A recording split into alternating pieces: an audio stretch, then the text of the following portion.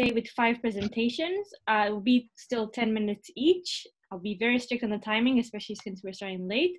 And it will follow by a presentation and Q&A of Competition Overdose by Ali Alizaki and Maurice Stook, which will start exactly an hour and 10 minutes from now, depending on where you are. In terms of format, I suggested we'll invite everyone to post questions and comments in the chat as we go.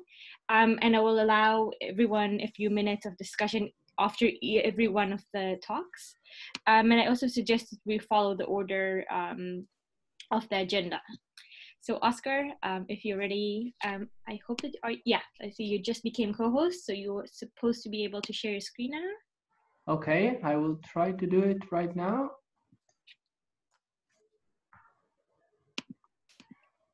Okay, do you see it? Yes. Just if you want to move to presenter view. Yeah, excellent. Great. Okay, so I will start. I will just set the timer, so I will not steal any more time to the other presenters. Okay, here we go. The paper I co-authored together with Giuseppe Colangelo is titled Consumer Inertia and Competition-Sensitive Data Governance. And we took into account the case of open banking, and more specifically, the project of open banking within the UK. And in order to tackle a huge problem of retail markets nowadays, which is consumer inertia, and basically the disengagement of consumer to exploit their bargaining powers vis-a-vis businesses and professionals. So I will start to provide you an overview of why consumer inertia is really a huge problem in terms of competition policy. Then we'll look at the data bottleneck problem, and more specifically, how data can be used to trigger the engagement of consumers in specific markets, and we took into account the retail banking market.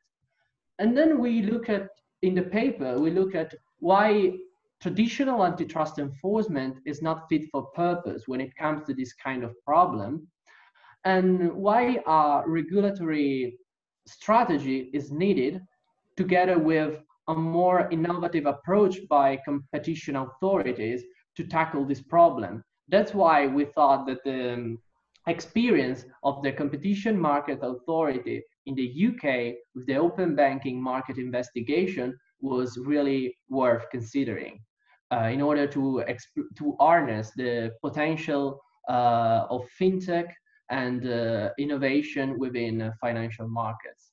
So first of all, I'd like to start with a question for you. Why are we more loyal to our bank than to a partner?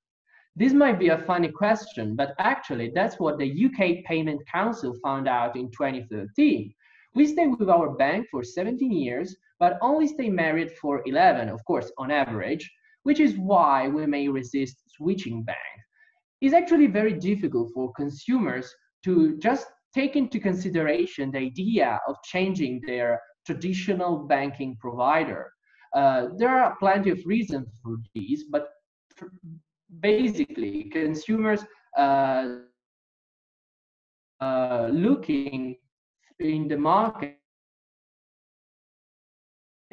according to their habits or consumer preference or spending preferences. Are you still with me? Oh, okay, great.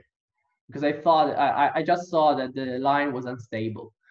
So in order to overcome this problem of disengagement of consumers, it's really interesting to see that financial services right now are already awash in data, and a massive increase in data availability has arose in the markets in the last decade, and together with a substantial decrease in the cost of computing power of the costs sustained by firms to analyze this data. And this allow a lot of financial providers, both incumbent and potential newcomers, to provide new data-enabled service. Let's think about insights into personal expenses, counseling about how to manage your own finances, budgeting, or comparing different financial products in the market to understand very easily, very quickly, which one is more fit for your habits or for your needs. Therefore, customers' transaction data are really valuable, both for new entrants and for incumbents. But of course, bank already understood this. And if we look at the payment service sector, which is a tiny sector of the financial system overall, which is at the forefront of these competitive issues, we may really see in a very clear way that bank right now, at least in Europe, enjoy a gateway role in the intermediation between consumers and new services based on technology innovation.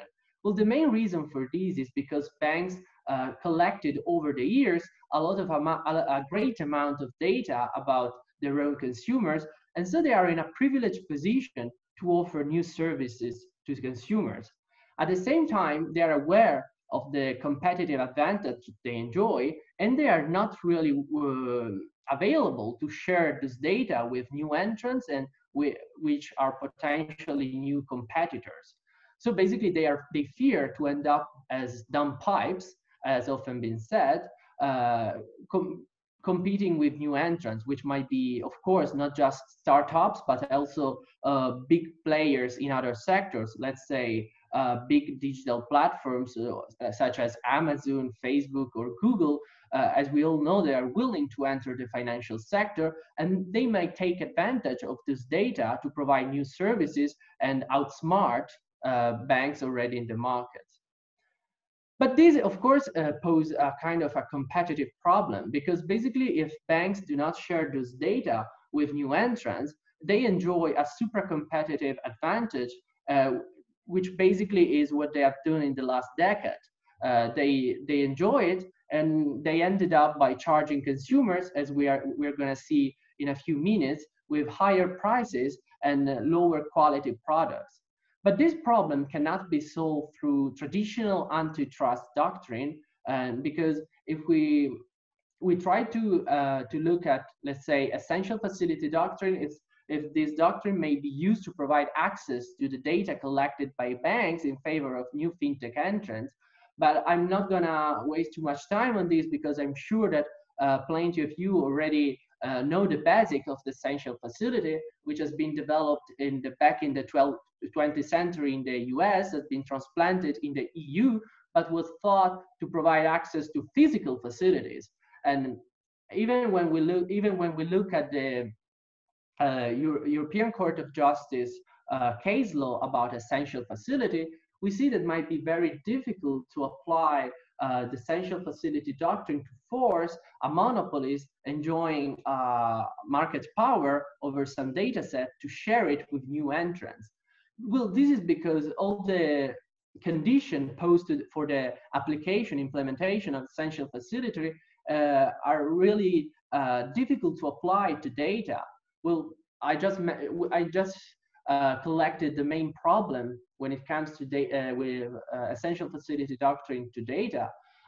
In this slide, we may see that the new product requirement might not be very easy to identify when it comes to data, because how can we be sure about the new product which will be offered by startups or other new entrants in the market when they still don't have access to this data, so they can't even play with this data to provide new service or to engage with regulators to understand if new products can be offered within the market. At the same time, administrability, there are huge problems in terms of administrability of this data access, because how can we be sure that this an access will be provided in an effective and smooth way to be actually useful for new entrants? This has been thought also by, and therefore traditional antitrust law cannot be really useful to solve this problem.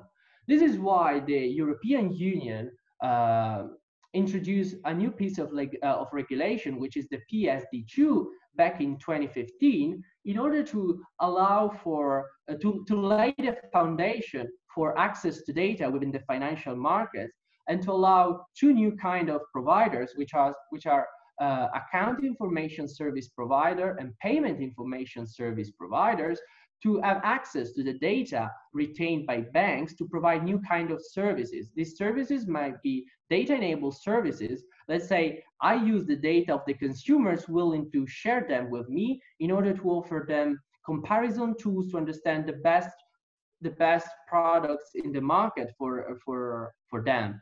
At the same time, this was really difficult for them to implement for the industry. That's why the UK experience was really interesting. I'm just moving to the UK retail market investigation, because building on the PSD2, the CMA launched market investigation, which is a specific tool provided by the antitrust UK system to allow the market authority to provide semi-regulatory intervention within the markets to force the four major British banks to develop a system to share data smoothly with new entrants. And this allowed to implement the PSD2, the EU regulation, very quickly and very smoothly. And this opened up the stage for open banking, which is basically an environment where data are very easily shared between consumers and new entrants, in order that big banks do not enjoy by themselves this market power over the data. And the CMA found out that that this might be very worth for consumers, because it was pointed out that each consumer, at least in the British market, is tending to gain £90 per year on average just for switching his own bank account. And he can do it now by receiving the services offered by price comparison providers in order to understand which is really worth for him without spending too much time, which he does not have to do that. And by doing so, basically the competitive dynamics within the retail banking markets might be improved. We still do not know if this is going to be a success, if this will be a success story, because this open banking initiative is still in trying to be developed.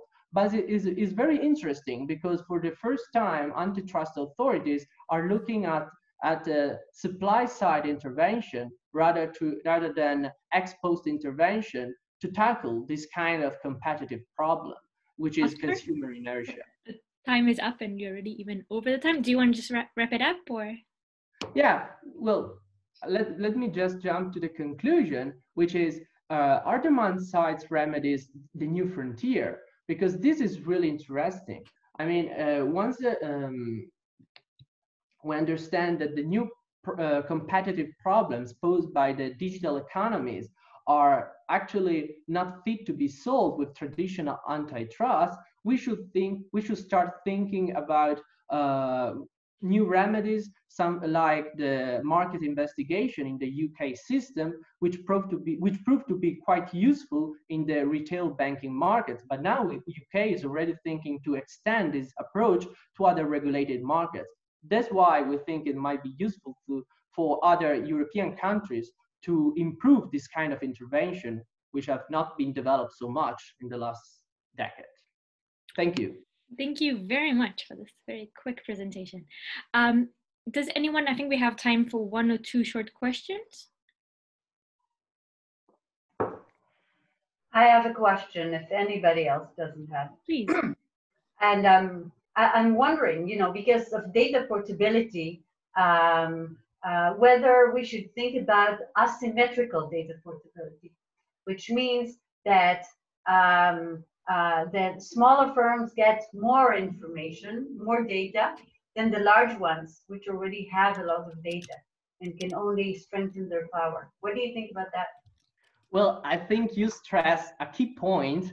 Actually, me and Giuseppe are already working on a paper on this, exactly on this, because there is a lot of thinking about this. Should data portability be symmetrical or asymmetrical? Are big tech gonna enjoy too much power once they enter into retail financial markets by using the normal access to account rule provided by the PSD2? Well, of course, as you say, this is a problem, might be a do not know yet if this is gonna work this way. If, let's say, big tech players are gonna entering and disrupting the of imposing an asymmetrical rule will be to protect further incumbent and big banks in traditional retail banking markets, and will waste the pro-competitive potential of PSD2. So I think we should balance these two problems in a clear way, but we should not be kind of, in my opinion, be biased against big tech players entering retail financial markets, because right now, when it comes to consumer welfare, the problem are big banks, not big techs. We have time for one more question, but please, especially if you don't have time to speak, please do write your question in the chat, that the speakers can also see it afterwards, and then we can have a debate. But Juan, I will give you the floor since you were first. Thank you. I was wondering whether the telecommunication data portability cases and regulations shed light on this other issue about open banking. Thank you.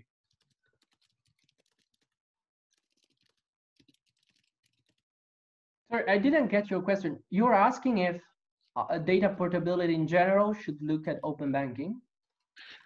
Yeah, whether the lessons from the data portability in telecommunications sector for mobile phones, let's say, would shed any lights about other means to address consumer inertia. Well, yeah, I mean, I think that all the thinking about data portability, for sure in the financial market, but more generally, even in the GDPR, builds on telecommunication number portability, which for me is a success story in Europe, because it triggered competition heavily within the telecommunication market. What European policymakers are trying to do with data portability is basically within data, but of course it's not that easy, especially when it comes to the implementation, because it might be easy to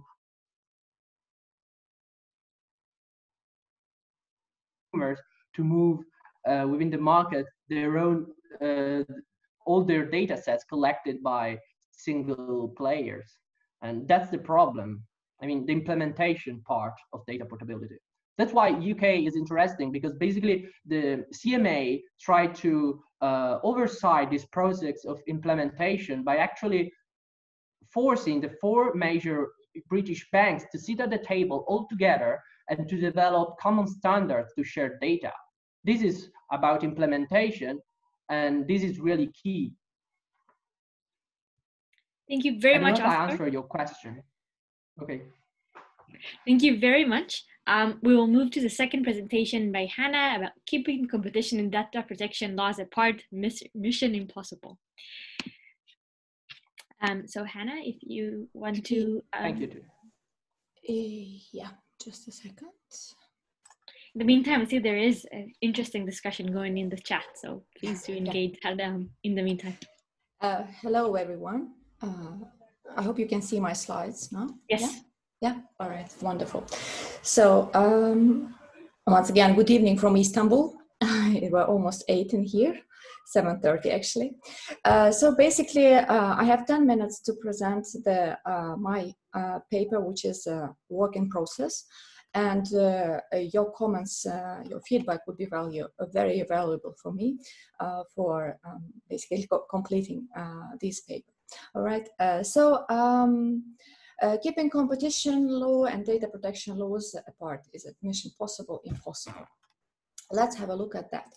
The main questions that that can summarize my paper are as follows. So, may data become a competition issue? Should personal data protection rules, regulations be considered while reviewing a transaction or an agreement under the competition law regime? Can data lead to market power? Well, kind of yes, that's obvious. Can competition authorities invoke data protection as a ground to extend their authority to act. That's, say, the core of the discussion here. The four areas that I would like to focus on is that, first of all, briefly on the relation between competition law and data protection, focusing particularly on the scope of application. Then a little bit on separation dogma versus integrationist trend between the data protection and competition laws. Main risks and challenges of the two regimes coexisting together. And finally, let's say, cooperation options between the data protection and competition authorities as a solution to making this mission possible, let's say. Generally speaking, so about a little bit on interrelation between competition law and data protection. So basically, we all understand that nowadays the role of the digital economies is growing. So basically the digital world, the new technologies, the big data, those are they're the ones that are creating the legislative gaps and also creating the challenges to the legal environment, right? They are shaping, let's say, the digital economies are shaping competition law and data protection rules.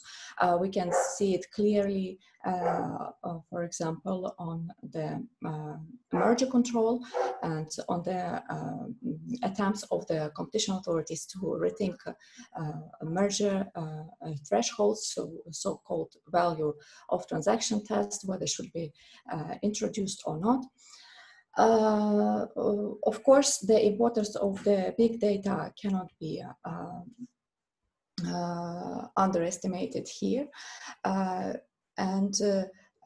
Now the big data, of course, it's kind of nowadays we may call it as a new oil or an asset, right? That helped the companies, the undertakings to come up with the new models of doing business. That's on the one side. On the other side, we have the issue of the data protection. So protecting the privacy and protecting the actual human right, the fundamental human right to privacy and data protection. Relation between the two is kind of getting closer and closer. So we can spot here the tighter connection between the competition laws and data protections. We understand that all the three pillars of competition laws, they would apply to, obviously apply to all undertakings, including the ones that are dealing with the big data. Data protection, we can say, is also important for competition. However, considering that scope of application of competition law, we discussed earlier today during the conference that the scope of application and the goal of competition law is varies, and you cannot come up with the actual one single goal of the competition law. But nevertheless, basically the scope of application of competition law is protection of competition and ultimately the welfare of consumers. In that sense, we can say that competition law is not completely irrelevant to data protection. And this can also be seen at the example of the recent merger cases. I will get to that in a couple of slides. As for data protection, of course, this is a kind of a new area of law for a lot of jurisdictions. From the institutional point of view, there is a separate, as we all know, the data protection authorities, right? So they're dealing particularly with implementing the data protection rules. That's a fundamental human right, but however, it's not absolute. Of course, there are certain circumstances under which there could be some basically this right can be refrained from. And at the same time, if we consider competition, we can say that data protection can be considered as a non-price parameter of competition nowadays. So basically, here I'm coming again to the, if we identify the scope of application of data protection, that's protection, first of all, that's protection of the user's data. And on the other hand, we can say that's ultimately, again, the welfare of individuals. So on the one hand, we can say the scope of application of is different data protection and competition law, but on the other hand, if you look at the ultimate goal, that's anyway the welfare of individuals. So the question is, can actually we use the data protection as an argument to broaden a scope of application of competition law? Broaden or limit, maybe, who knows? Let's do, I try to do some kind of a brainstorming here. So some arguments for, yes, using data protection to broaden the scope of application of competition law, considering that data nowadays, as I mentioned, is kind of a new oil, and it's also an essential facility as an asset. Hence, it can be, serve as a potential to abuse of dominance. On the other hand, competition law is not a regulatory instrument for data protection, right? So basically, we have data protection authorities for that. Again, argument for yes, to broaden the scope of application of competition law is because there are new business tactics that are emerging nowadays, and such as self-preferencing, excessive data collection and processing, data access issues can raise out of this.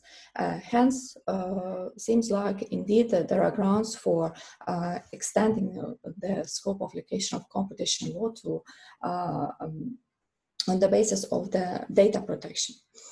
And finally, the access to data, we can say, can serve as a spur to competition. However, if we use data protection as an argument to broaden scope application of competition law, this may undercut the purpose of the data protection law in general. So that's shortly the brainstorming I've done. Would it be right to say that competition law complements data protection law, as because first of all, competition law might prevent possible abuses. We're talking here about the abuses of dominance mostly, and second of all, because we cannot ignore fundamental human rights in the process of competition law enforcement. So can we say that or not? I believe that yes, that's we do have a ground to consider this as a kind of a statement that competition law indeed complements data protection law. However, if we are again referring strictly to the scope of the differences in the scope of application and of both areas of law, then we could say that using the integrationist approach would not be correct in here. However, the extended degree of cooperation between the authorities and data protection and competition law authorities is essential in here. Anna, sorry, the time is up. So if you want 1 minute to. All right, sorry. Sorry about that. So basically, the cases that I'm referring here to support the actually the integration is a trend, and actually to show that competition authorities more and more often tend to consider, actually not to consider the data protection issues, but at the same time to show that they are aware of the data protection issues are listed on my slide. So Microsoft LinkedIn is the most promising one, because basically it says that we approve the merger to the extent that merger is allowed by applicable data protection rules, right? At the same time, it mentioned there that basically privacy-related concerns as such do not fall within the scope of EU competition law, but can be taken into account. So kind of there is a likelihood of integrationist trend going on. However, basically I will skip that part. In my opinion, my view, basically the integration interest would integration approach would not be correct in here, and I would rely more on the cooperation option between the two authorities, the competition authorities and data protection. The most I think successful one would be kind of the one that already exists, but it's kind of still an initiative, digital clearinghouse, that basically combines the competition authorities, data protection authorities, and consumer protection authorities together. So in order to establish a tighter cooperation between them in dealing on various cases, investigations, by way of regular meetings, information exchanges, or joint sector inquiries, right? So sorry for taking a bit more time. That's very fast about keeping data protection and competition laws apart. Mission possible, in my opinion. The question is explained in 10 minutes as a mission. Thank you very much. Is there any question? Otherwise, I had a question, but you can start. Thanks, Or, for giving me the floor. Thank you, Hannah, for the talk. I mean, obviously, it's a pressing issue, and I like it very much how you tell us.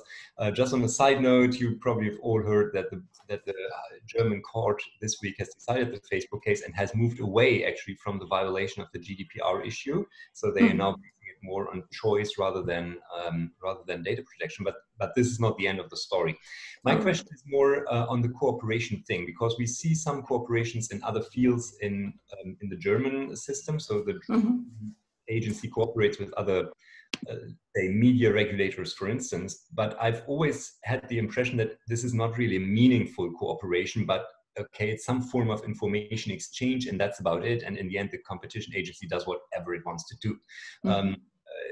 How could that be more meaningful? I think that's okay.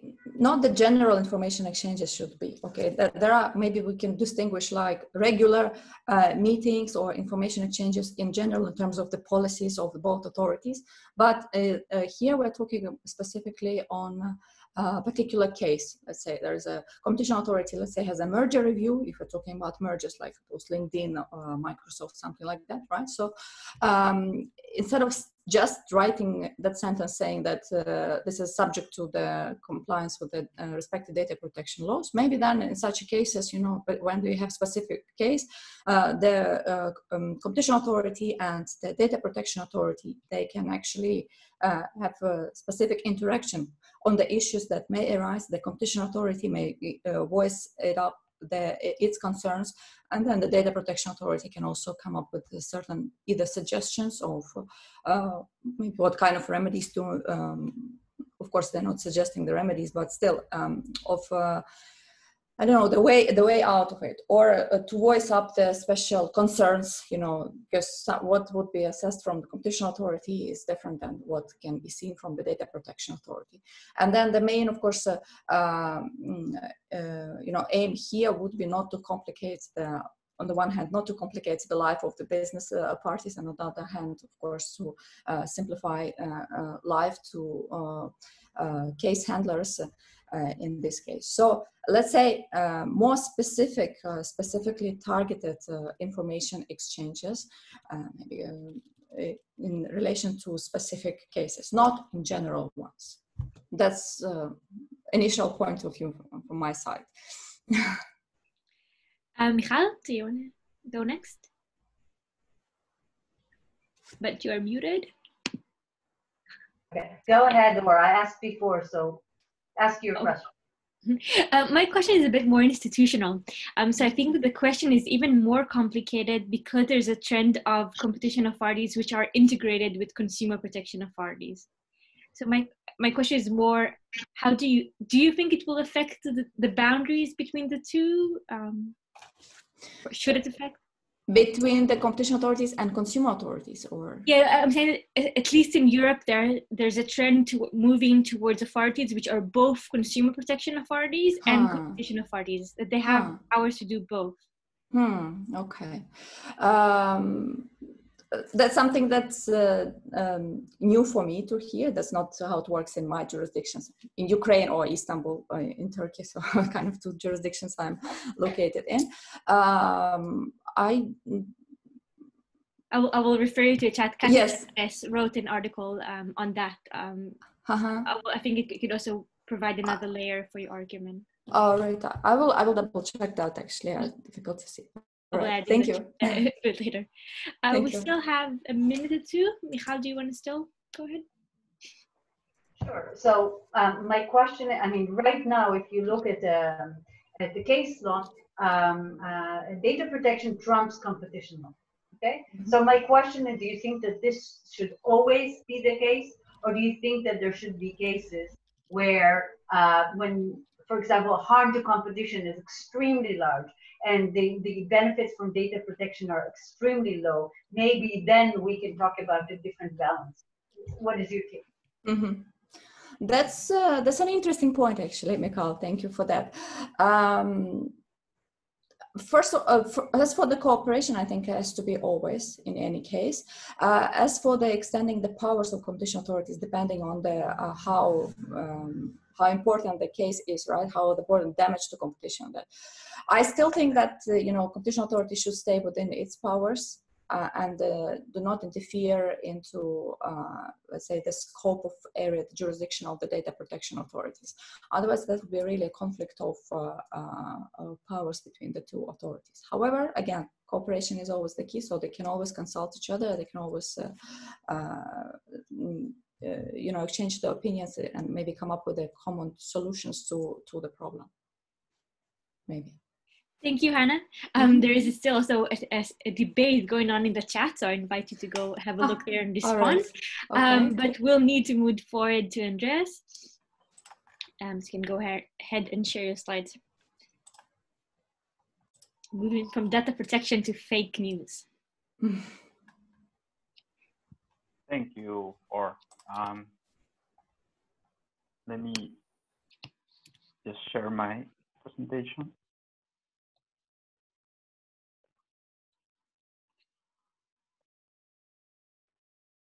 I have already displayed. Can you see it? Yeah, that's great. All right, thank you. I'll try to keep up with the time. I know you'll be strict. So thank you, Or, and thank you all the nice people from Scholar organizing this lovely event. Well, the name of my research is Fake Antitrust as a question, fact-checking on the alleged competition law case against social media for the proliferation of fake news. Facebook is the sort of a case study. I wanted to start by explaining a little bit of my motivation for this research. I have a background, a journalism background. I worked in my younger years as a journalist, so obviously this topic, you could see why this topic was very important to me. And also, I saw this very interesting debate around December 2017 on whether fake news was a competition problem. Some people argue that it actually was. Some people argue against it. So it was a very good trailer. I was very eager to see the whole movie, but then no competition authority actually initiated a case regarding fake news as a part of a competition anti-competitive conduct hypothesis. So I decided to take a look into it and try to produce the movie myself. I don't know if I did a good work on that, but I'll let you judge.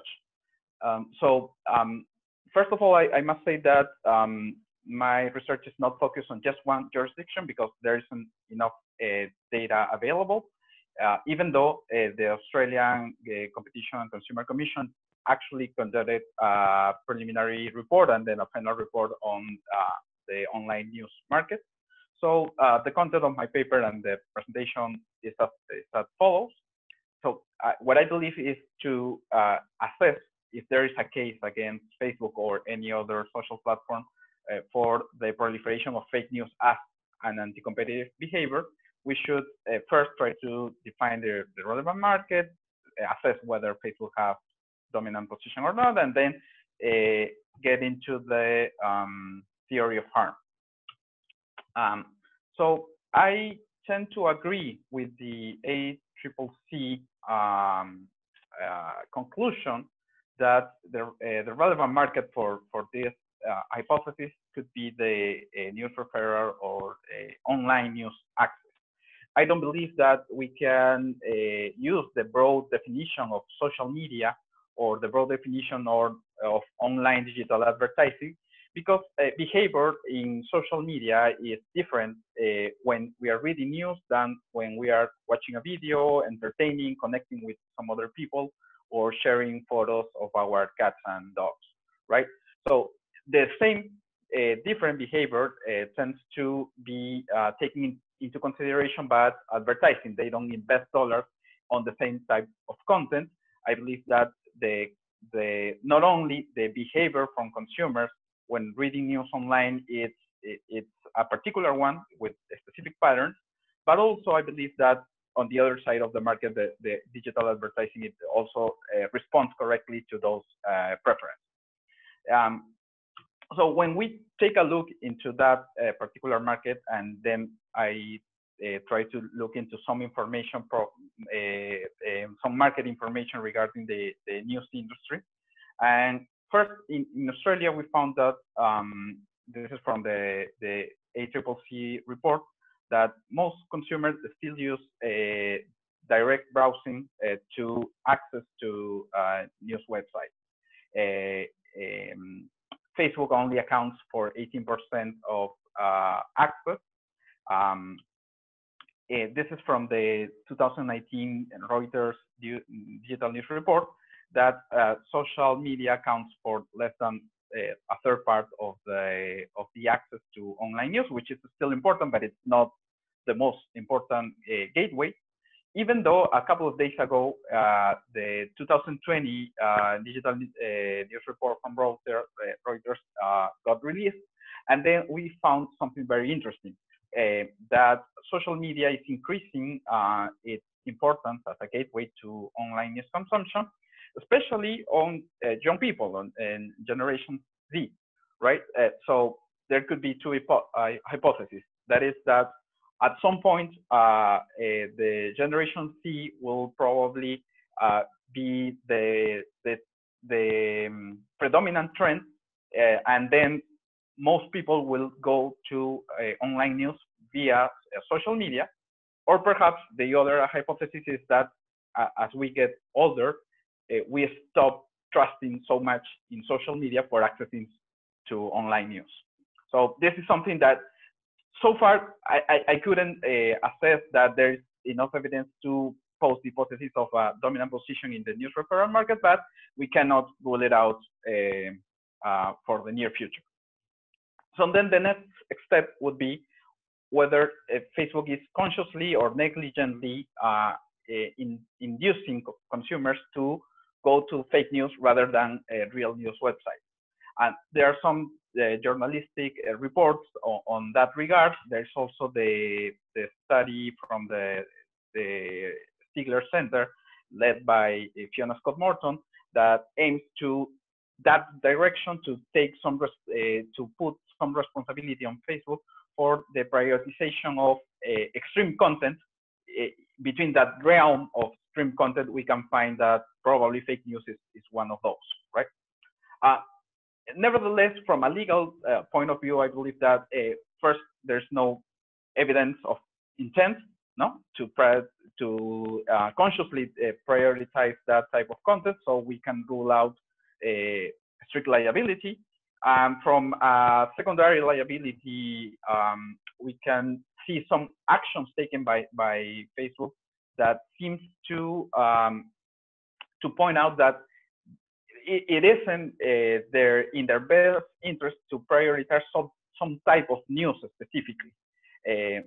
Even though some a good amount of fake news can be spread via social media, it is quite difficult so far for humans and for technology, for machine learning, or for algorithms configurations to actually detect and differentiate fake news from real news. So I believe it is still difficult to try to put some responsibility on social media for having perfected that tool to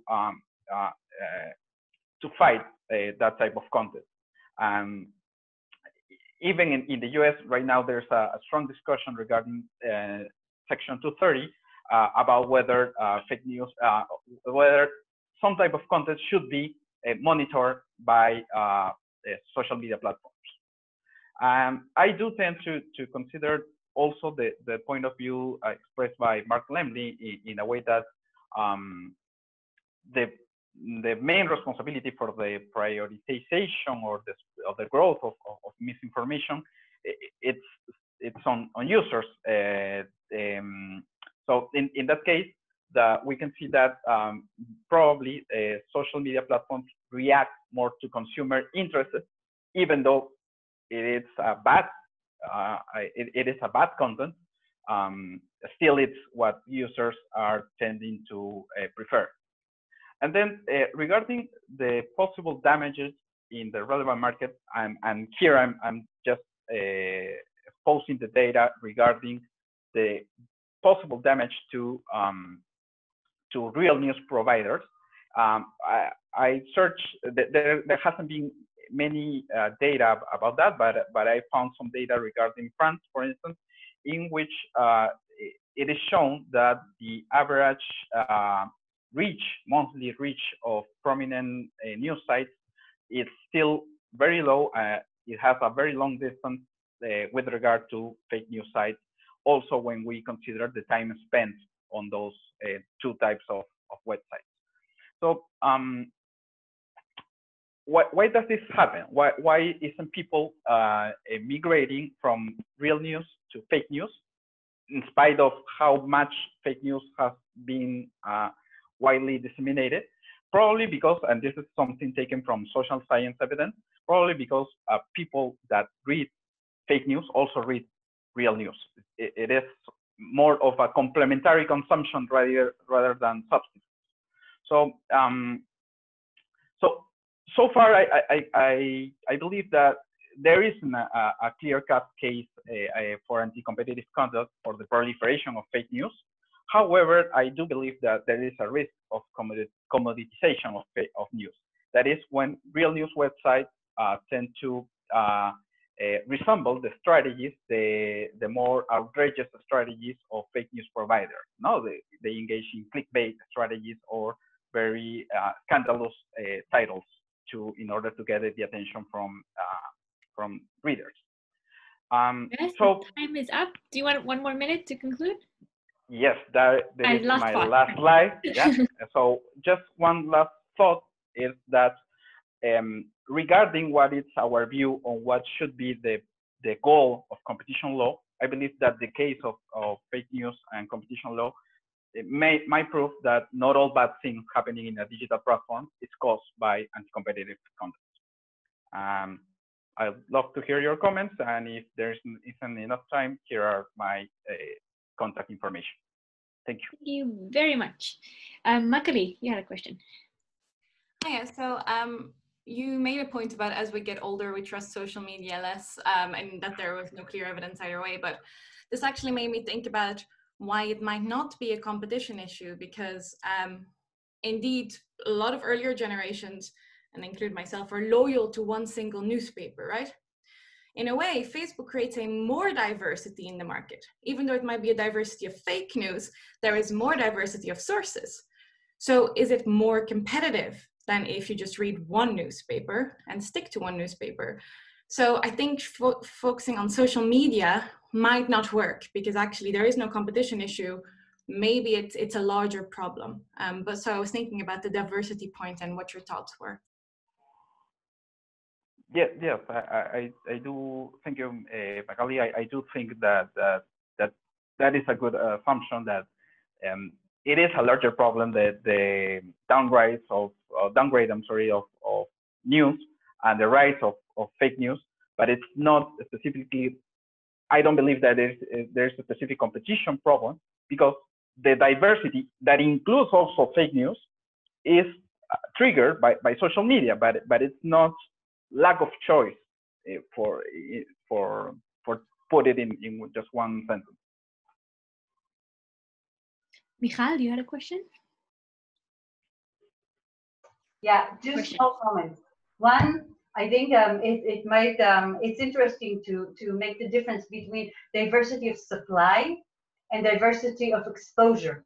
And I actually have a paper about that if you're interested. The second one is, how do you think that deep fake will affect your outcome? Because deep fake means that it's really, really hard to then appreciate that it's fake. Right. That depends on what we can see of specific consumer patterns. a lot of social science studies show that people that look into fake news is because they don't have the ability, the cognitive tools to distinguish from real news and fake news. And in that case, it could be a problem, what you just mentioned, Michal, right? That most people are not able to distinguish when we are dealing with deep fake. But there are also some other studies that show that the fake news consumption is triggered by biases or any other cognitive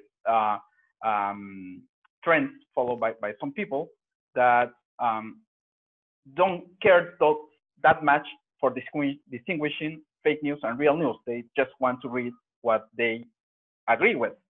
So if that is the case, that is a big issue, and I'm really concerned about that. But I don't think that is an issue that can be solved, at least for the moment, for the time being, presuming that this has been directed by a social platform because they prefer people reading fake news than reading actual real news. So I would say that it should not affect the conclusion with the data so far, but that doesn't mean that there isn't a growing problem that could be addressed by the law in general. Thank you very much. Again, just as the debate started and we have so many nice questions, we need to move to the next paper, which will be my and Magali's paper, but we'll still try to be strict on time. Magali will put the slides. In the meantime, I could have not noticed that Magali has a beer in her hand, which she refused to put aside. So if you find any flaws in the paper, it's of course Magali's fault for drinking. Magali, just put it full screen. Yeah. I'm doing it whilst I'm doing it. This is not because I had a beer. I will still be very coherent. And if I'm not coherent, it's not because I'm drinking a beer. It's a very low alcohol beer, you know, but it's evening, okay? Okay, I'm starting the clock now, so we'll be fair. I will start with the presentation and Magali will continue. So in this paper, we look at the relationship between EU and national competition laws to laws which predominantly pursue a different objective, which is the wording of Article 3 of Regulation 2003, and we'll come back to that. The relationship between EU and national competition laws has been subject to controversy for many years. This is hardly surprising. The treaty provision and competition have not only transferred numerous functions from the member states to the EU, but have also created new institutions and new powers which are independent from the governments of the member states. This relationship, therefore, has an important bearing on the distribution of power between the EU and its member states. In recent years, this tension was pronounced in the context of governing the digital markets. For a very recent example, think of the German Facebook case and the question of who should have the power to decide whether or not certain collection of data is abusive.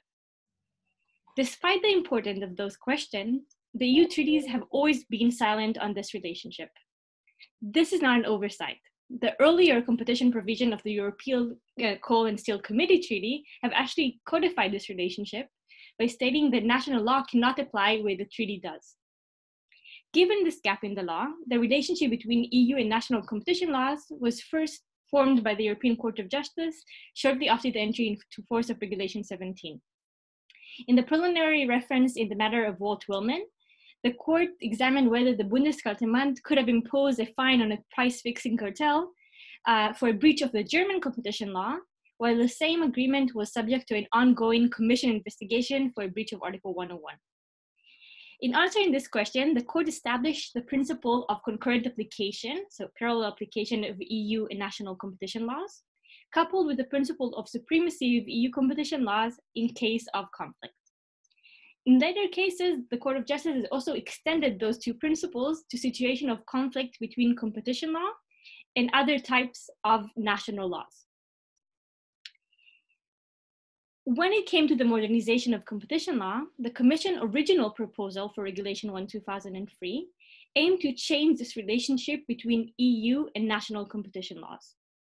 The original draft proposal of the regulation of September 2000 advocated replacing the two principles of the Walt-Willman rule with the principle of exclusion. According to this proposal, only Article 101 and 102 would apply to cases having an effect on trade between member states. The Commission raised main three justifications for this change. First, most importantly, the need to level the playing field across the EU. The Commission explained it will be inconsistent with the notion of a single market if practices are capable of affecting cross-border trade will be subject to different standards. Second, the Commission rejected the possibility for a parallel application, warning that this would lead to unnecessary parallel proceeding. Third, and that's more interesting and more unique, the Commission also invoked ideas of experimentalism and sandboxing, meaning that by applying the same provisions of EU competition law, the Commission and national competition authorities could learn from each other experience and create best practices. However, as we all know, the Commission draft proposal had not attracted praise from the member states. The negotiation of this article took place during the course of 2 years, and the final version of the article was agreed upon only towards the very end of the negotiation, and only very strong political pressure was applied on the working party to achieve a compromise. As a result of this compromise, we ended up with this very curious wording of Article 3 of Regulation 1/2003, which raises several questions which have not been adequately resolved. First, with respect to paragraph 1, there is a question of what is effect on trade between member states. There is no definitive criteria, and again, think of the German Facebook decision, which was classified as purely national case, while some disagree. However, we will not touch upon this question in the paper. Second, with respect to paragraph 2, the question is, what is stricter national law on unilateral conduct? Is it stricter sanctions, or is it also cases where there is no dominance? And note that the wording of paragraph 2 speaks about unilateral conduct and not of abuse of dominant, which is used in paragraph 1 and 3. Finally, with respect to paragraph 3, the question is, what is the difference between stricter unilateral conduct and rules which predominantly pursue a different objective? How should we classify national provisions that govern the conduct of undertaking in superior position compared to the commercial partners, or advantageous market position which is short of dominance? Is that stricter national rule on unilateral contract, or rules pursuing a predominantly different objective? This distinction between situation falling under paragraph 1 and 2 is not 2 and 3, is not a technical matter. If national laws are classified as pursuing a predominantly different objective, the substantive and procedural safeguards of Regulation 1/2003, the ECN network, and the ECN Plus directives will not apply. Such cases also limit the possibility for cross-fertilization on the application of competition law and the Commission idea of sandboxing. Magali. Thank you. So we wanted to know, well, if the EU doesn't tell us what the difference is between competition law, national competition law, and law with a predominantly different objective, will the member states tell us? A hint, the answer is no. So what we did was we're focusing for now on France and Germany and Belgium and the UK, although the two countries we'll talk about right now is France and Germany, and decided to go through the case law and the legislative drafting of their articles to try to figure out whether they give us some indication since 2004 how those provisions fit under Article 3. So what we did is we took comparable provisions in the different member states, and by comparable provisions I mean abusive dominance provisions, provisions on relative power, so abuse of economic dependence is one of them, provisions on abuse of superior position, as well as unfair trading practices. For unfair trading practices, we made a distinction between trading practices that are classified to some extent as being under a law related to competition. So in Germany, that would be the UWG, which is the Code on Unfair Competition, or in France, that would be part of the Code de Commerce, which looks at acts that are restrictive of competition. And we tried to group them and compare them for France and Germany for now. This comparison happened along a few variables. The first variable is, do the courts mention Article 3? Hint, they do, and they usually say we can do whatever we want. So not very useful, right? Then, do they mention the aims of the law? By law, I don't mean a specific provision, I mean the code itself, right? So in Germany, the code on competition law, do they talk about the aims of the law? They do, but not in a very useful way, so we can ditch that. That doesn't help us. The things that were then left were about the individual provisions. do the courts talk about the purpose of an individual provision and who is protected by that provision? And does that teach us anything that could be used in a union-wide manner in a way for the EU as a whole to say, okay, this is competition law under Article 3(2), and this is a law with an other objective. So what are the results we found for the moment? Okay, so the first is the aims of the provision, and I won't spend too much time explaining it, but the way we went about coding the individual provisions is to first see in each case what provisions were actually used. And actually what happens in a lot of these cases is that it isn't just one provision. Abuse of dominance might be used at the same time as abuse of relative power, or abuse of relative power could be combined with anti-competitive agreements. So there can be a mix. Also, what I found interesting was when the courts in Germany took abuse of relative power and abuse of unfair competition and put that together. That was also very fascinating. So whenever that happened, I would take the different provisions, separate them, and see whether the court specifically said something about that specific provision. Reading German in detail was killing me. But anyway, that's what we tried to do. So when you look at the aim of the provision, I found this very, very fascinating. France draws a clear distinction between, on the one hand, abuse of dominance and relative power, and on the other hand, the other provisions. In France, abuse of dominance refers predominantly to directly protecting competition, right? So you see the pinkish orange color, abuse of dominance, abuse of relative power, direct protection of competition. And then the other provisions on the practices restrictive of competition were stated that they were designed to protect individual market participants for the sake of indirectly protecting competition. I was like, okay, maybe we can use that as a distinction. But then Germany came and completely messed that up, because if you look at Germany, just look at the colors, it is a mix, right? So the abuse of dominance and abuse of relative provisions have mixed aims according to the courts. Not only do they protect competition directly, the pink-orange color, they also protect freedom of competition, the dark blue, and they protect market participants in order to protect competition indirectly, the green. I'm sorry, 1 minute. 1 minute, okay. So although France made a distinction clear, Germany did not. And I thought, okay, maybe it will become better if we look at who is protected according to the courts by the different provisions. And again, if you look at the colors, although France might still focus on, you know, abuse of dominance and abuse of relative power is about competition, and the others are about individual market participants, Germany doesn't do that. Germany protects a lot.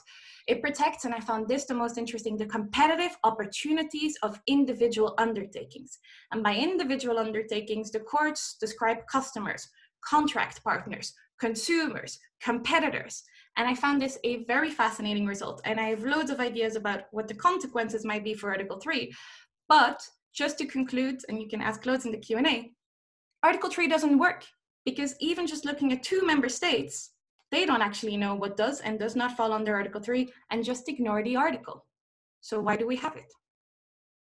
Was that very dramatic ending? Perfect. So we have a question from Paul Nieholt. Yeah, do you want to go ahead and ask?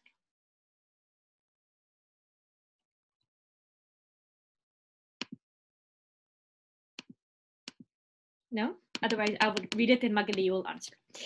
Does the difference between France and Germany echoes the famous "we defend competition, you defend competitors"? I'm okay now. Oh, hey, Paul. Yeah, you are here now. Sorry about that.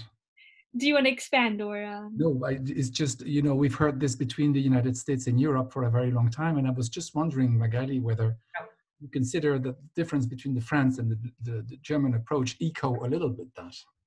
No, because it's not we protect competitors in Germany. And I'm actually quite curious to see if Ruprecht disagrees with me with his knowledge. But from the court's perspective, it's we protect undertakings. They don't need to compete. If competitive opportunities are harmed, that's a competition issue in a large sense. But in a caveat might be that the courts just don't actually know how to define things and just throw different words at us. That is also a possibility, a real possibility. but it doesn't seem to be competitor focused, but undertaking focused. It's really fascinating. Andreas, yes, so I had a question. Andreas, no? It wasn't for us. Okay, so John. Andres? Was it Andres who asked the question? Oh, sorry, I No, mispronounced it. not me.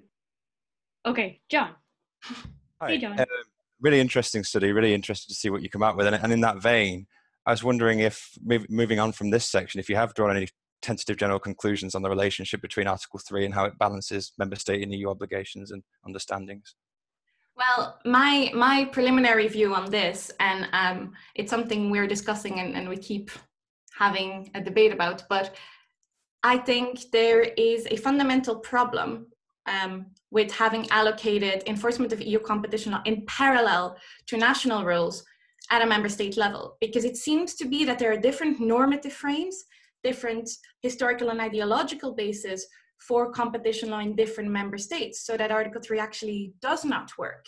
I know we often come back to the objectives of competition law and we dismiss it because it's a never-ending discussion. That would have been fine if all was done in the EU and if changes in objective were just linear, but they're not. They're multi-level. There's a multi-governance system.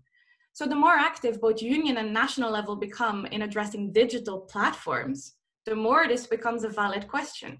Are we just enforcing completely different things? And if we are, maybe we should have separate spheres of action.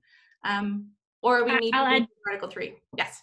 Sorry, I'll add one point on that. So we started looking at this article. It was a result of an empirical study I did for my PhD, where I quoted Article 101 cases to look at public policy considerations. And one interesting view was that in some member states, they actually used Article 3 to say that, no, we actually enforce the rule which predominantly pursue a different objective as a way to limit application of competition law for public policy reasons. So I think that's also perhaps answers your question a bit from a different angle too.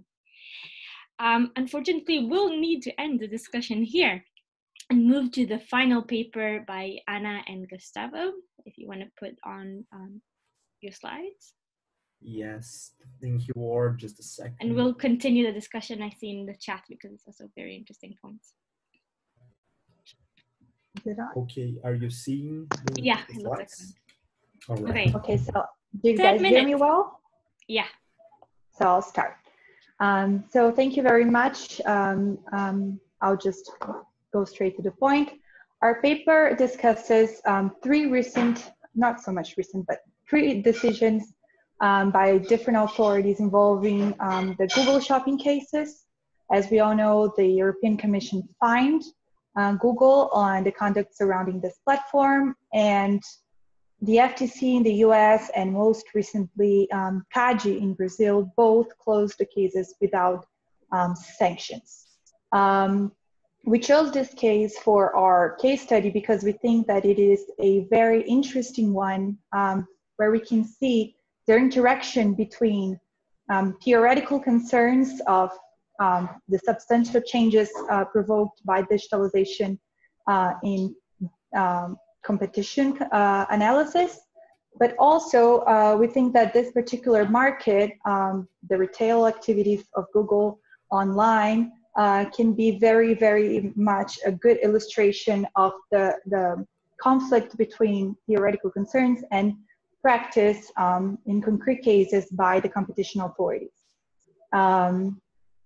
We think that this case in particular, as we will say, brings the difficulties of applying the so-called traditional antitrust analysis concepts and instruments in a revised or updated manner to a big case like this of Google shopping.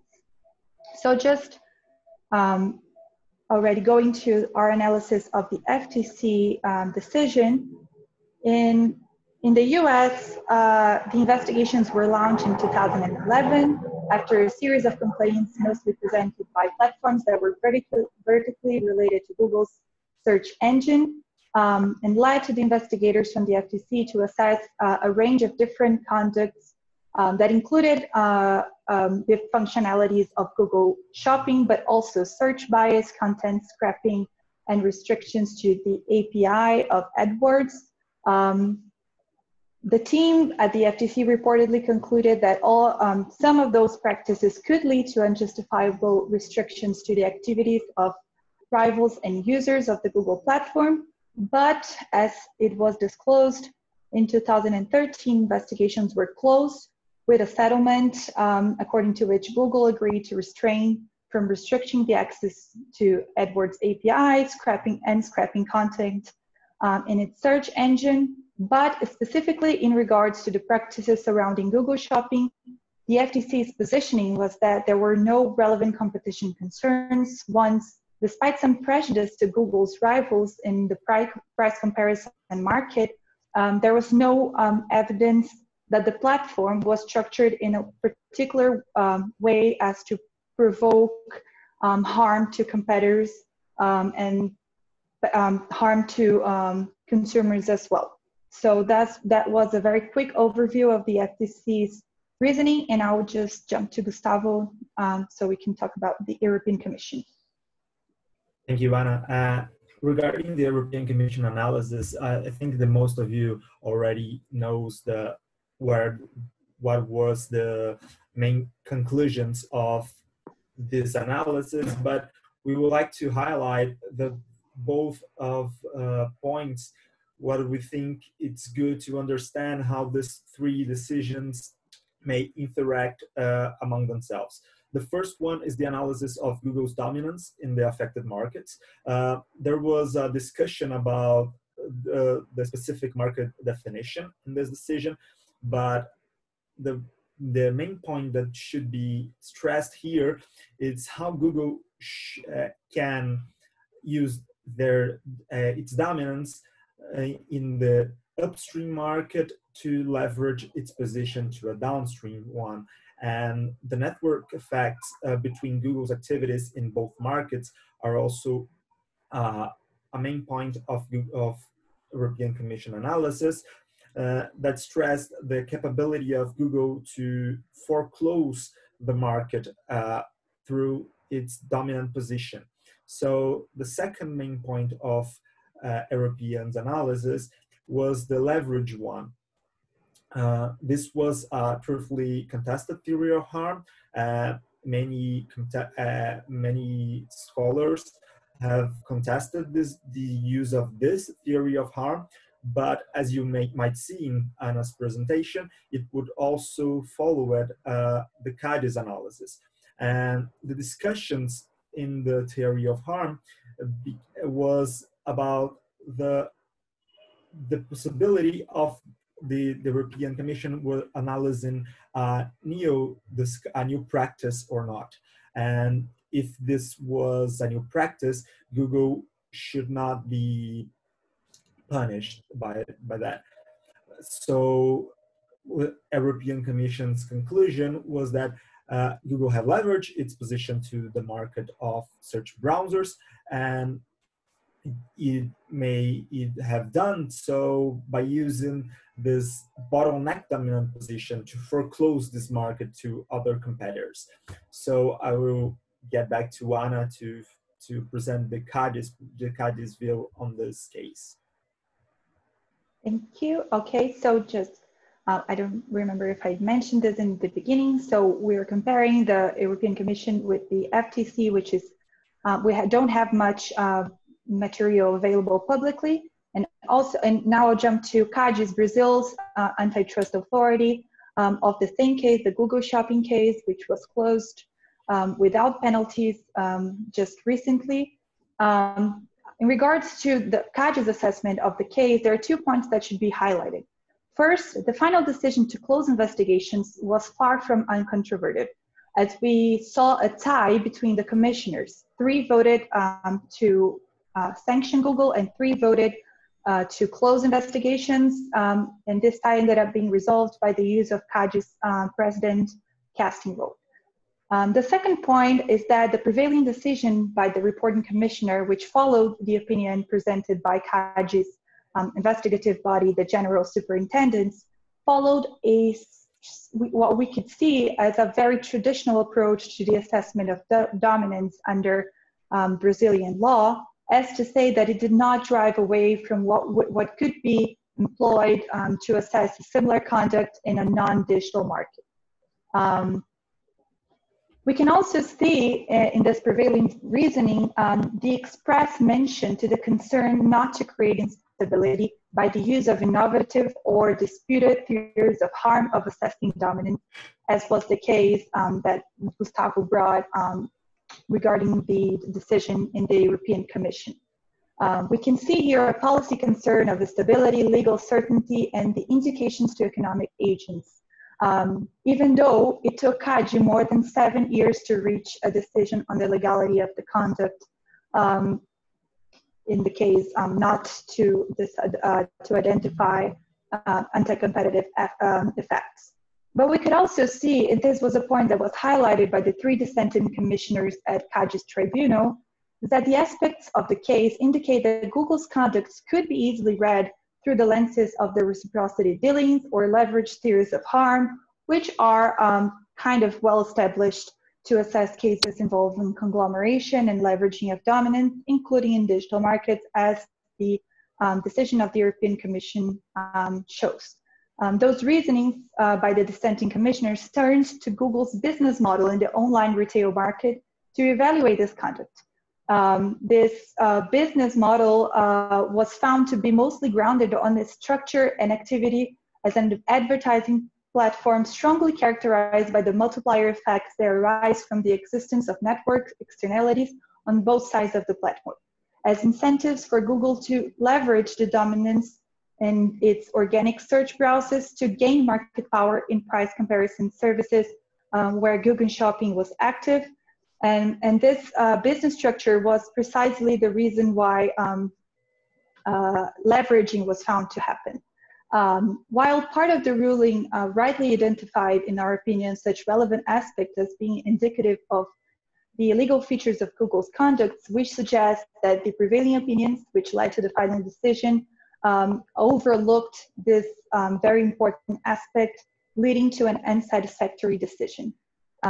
We find, therefore, deriving from the Google Shopping analysis, that the evidence that the decision to qualify the overall business strategy in digital markets as a justification for the adoption of certain exclusionary practices or in opposition as an indicator of its anti-competitive and thus illegal aspect is essentially a political and a policy decision, and we see that in the divergent decisions by the different authorities.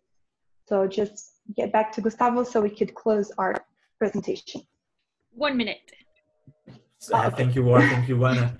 And just concluding, as Anna has just said, jumping back here to our main problems of this paper, it was that if this competition need to change its toolkit to approach this conduct in digital markets, we have found in those decisions that digital markets are not that different from offline markets, and the toolkit may also be used to address this kind of issues. And although designed for other contexts, and traditional antitrust tools can be replicable and perfectly employed in new context, and therefore we believe that this is a leading case for the next assessments in digital markets as well. Thank you very much. Thank you. We have still 1 or 2 minutes if there are any questions.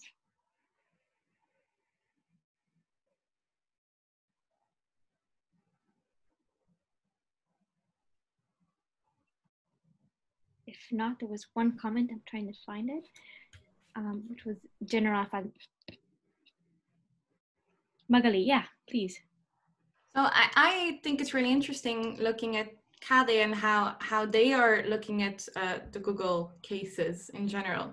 So I wonder whether you see a difference in approaches based on institutional or political factors, and whether you think that has an influence on the tools used. This could be in general. Do you want to, Gustavo? I don't know if you wanted to. So yeah, we think that that is definitely something that can be seen in Kaji's decision. We had other cases that were also subject to analysis by our authority. And we see that very clearly in the fact that the decision was so tightly resulted in a tie and a very distinct reasoning by the reporting commissioners and the other commissioners that voted as well. So it shows that the difficulty of the authority to deal with its markets, and that it's also seen in the fact that the case was there for many, many years. And we think that this case can can lead ground to other cases that are now being investigated both here in Brazil and in other jurisdictions. And let me just one adding point here. We believe that maybe trying to use new tools to address this kind of questions would lead to false positive problems. So if we try to adopt the already existing ones to assess these new markets, and probably this different conducts could be also a possibility to address this kind of questions and now add economic power of these tech platforms to grow up distinctively. And just a final point on what we were discussing. I think that I don't know if that was really clear when I was describing Kaji's decision, but what we think is critical is that the final decision that followed the reporting commissioner's vote could have maybe neglected some theories of harm that, despite not uncontroversial, have been tried and applied in different cases. And in this sense, you can find a middle ground between a total loss of legal certainty, which would be negative for the agents, and on the other hand, an assessment that is so close to the traditional analysis that cannot grasp in a good way the differences that a digital market poses to a competitive analysis. And in the end of the day, this is a policy concern. We saw commentators on the Google cases in Brazil discussing that this is a matter of deciding whether you're going to privilege type 1 or type 2 errors. And well, this is yet to be seen how the authority is going to. Now we have a different information on the Kaji's tribunal. So the next steps in conduct in digital markets are yet to be seen here. Thank you very much for all of the discussant and the panel. I know that we had to cut things a bit short. Magali and I actually posted this morning in Escola UK social media. So we fought over the idea of social bubbles, we call it. So because some of the presentations are so short, we are actually calling for people to put forward ideas for further discussion based on the Escola conference and to have small working groups. So if you're interested, please do look at our Twitter or LinkedIn for more details, or just email us.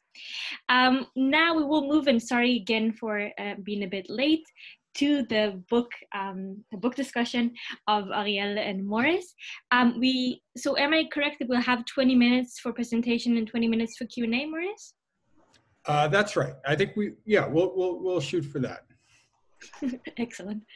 Yeah, so the floor is yours. And for everyone, please do post your questions already in the Q&A as we go. I think it makes it more interesting. Okay, so let me, all right, and do we have Ariel? Yeah, I'm here. All right. All right, so how did we come up with this book, Ariel? Okay, so, well, it's an interesting book, and it's a little bit counterintuitive. So what happened was that we started thinking on the competitive process. And I think all of us, especially in this forum, everyone here either teaches competition law or is involved in practicing competition law or discussing policy matters. So we all appreciate the value of competition. This is not debated.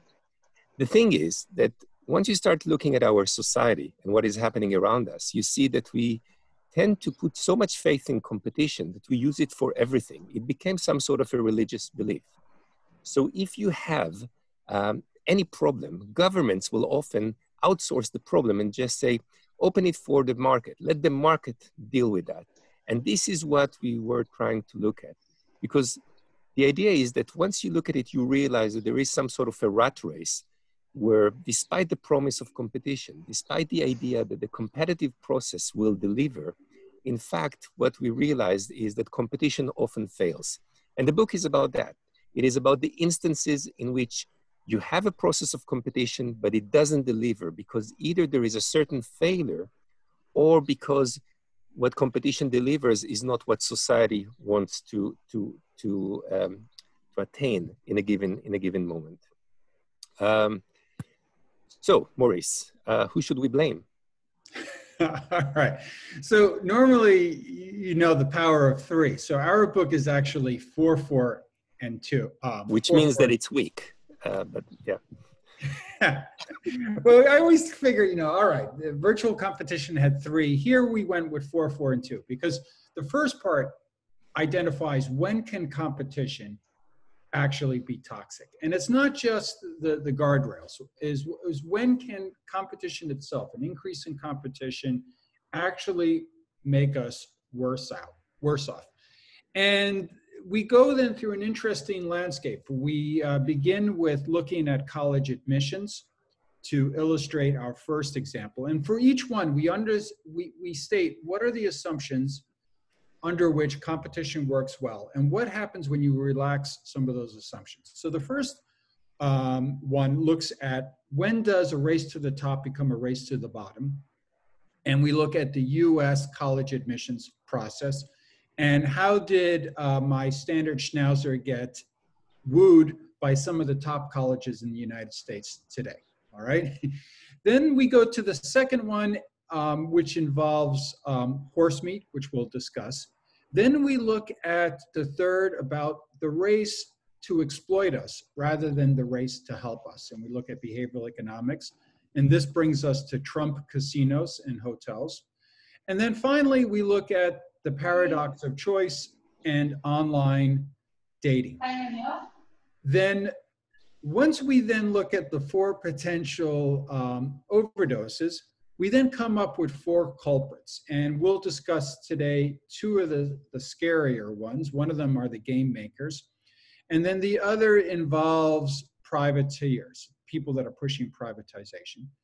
And then finally, what do we do about it? And one of the things that we look at is how do we define competition? And what you'll see is we define it along a spectrum, and then on one end is toxic competition, and on the other end is noble competition. And we'll discuss what it is and how we can reorient towards noble competition. So what would be then, looking at the first 4, what would be then one of the examples of toxic competition that's near and dear to every European? Okay, so our example is a simple one because it looks at quality degradation. And the idea here is to try and illustrate that if your belief in the competition machine is that it's some sort of a boiler, that when you want more efficiency, more welfare, all you need to do is to increase the competitive process, then in many ways you misunderstand how the machine works. Because that is a machine that requires a lot of maintenance. And what we try to show is that the competition machine is not magical. If you want the competition machine to deliver, when you increase the pressure, you need to check the bolts every now and then. You need to make sure that quality is maintained. You might need to create some regulation. And the reason you have here a picture of lasagna is not only because it's almost dinner time here, but it's also because it gives us a good entry to the story of the horse meat fiasco in Europe. And what we had is fierce competition between supermarkets. They actually try to provide us with the best prices. The assumption is that the market works, so if the quality is not great, we will of course know about it, but anyone who remembers the horse meat scandal knows that that was not the case.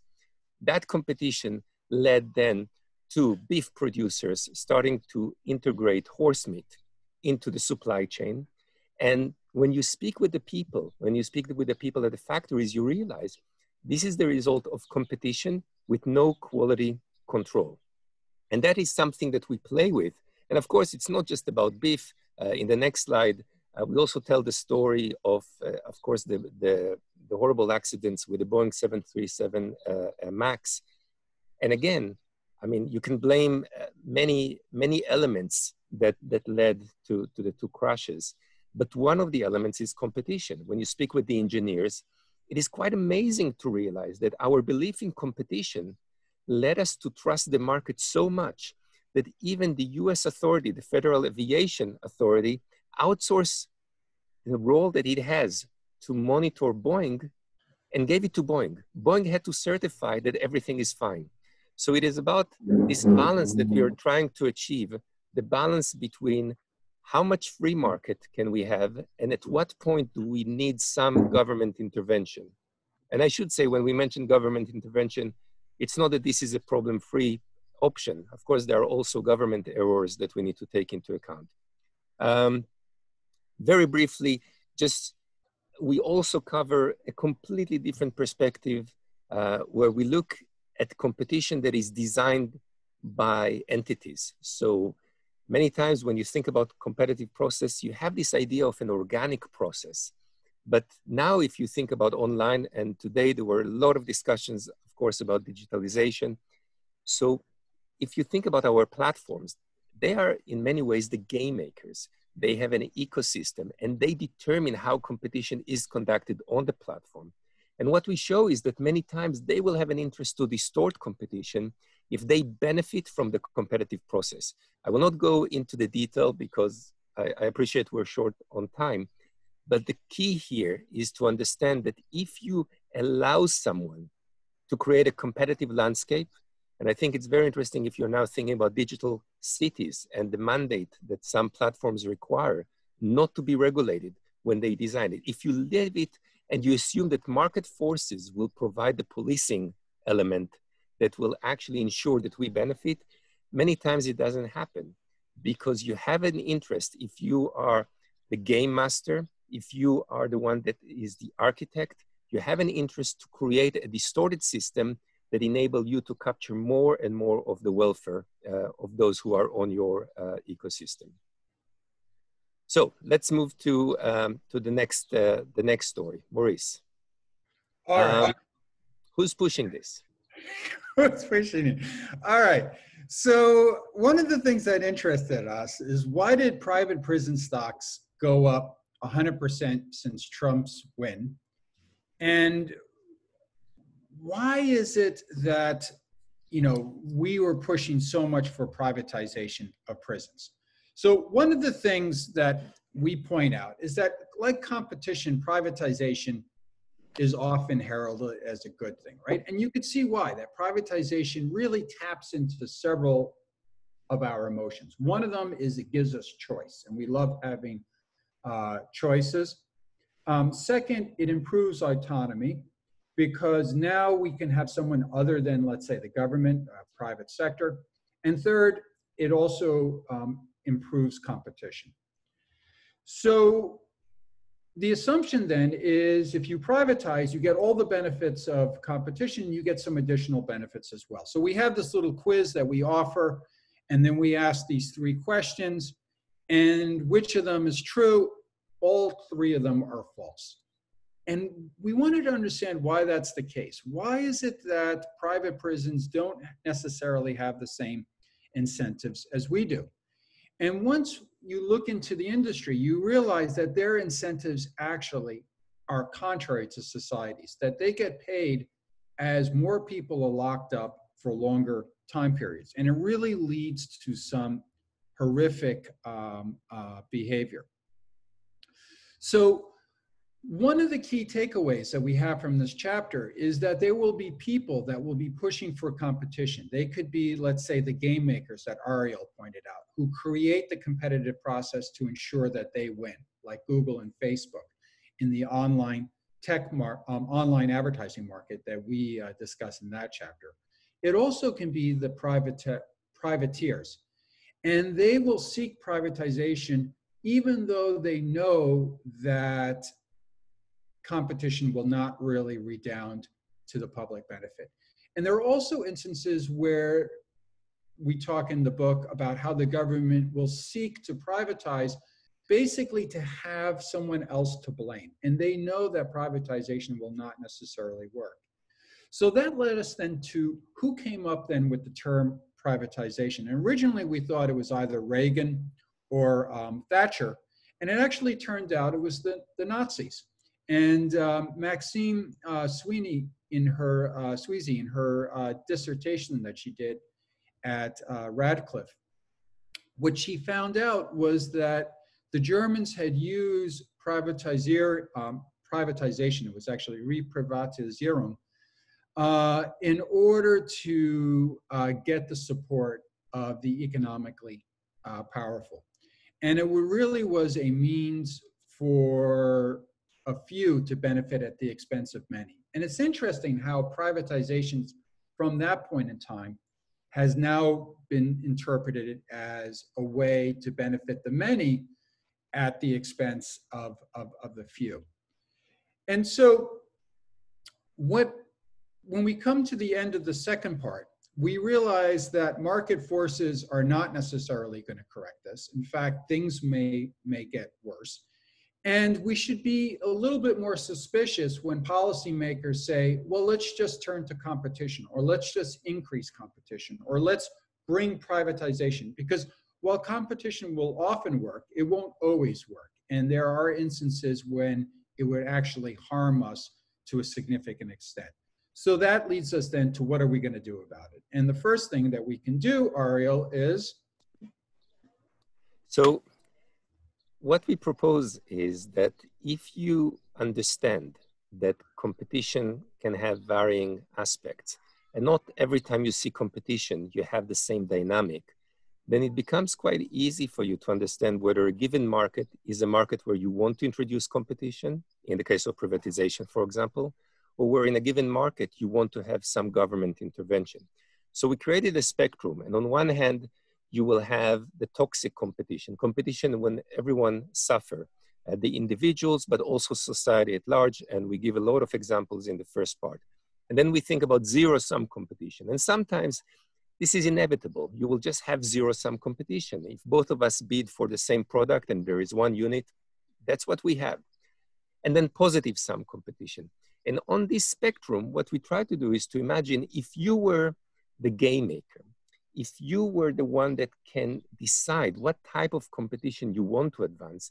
And this is when we came up with a concept of noble competition, an ideal that although is not attainable, it can be used as something that we look at, and it gives us some sort of a light that affects the way that we view other types of competition. In many ways, the way that we look at perfect competition, a model that is not attainable in practice, but really helps us all understand. And Maurice can tell us a little bit more about the idea of noble competition.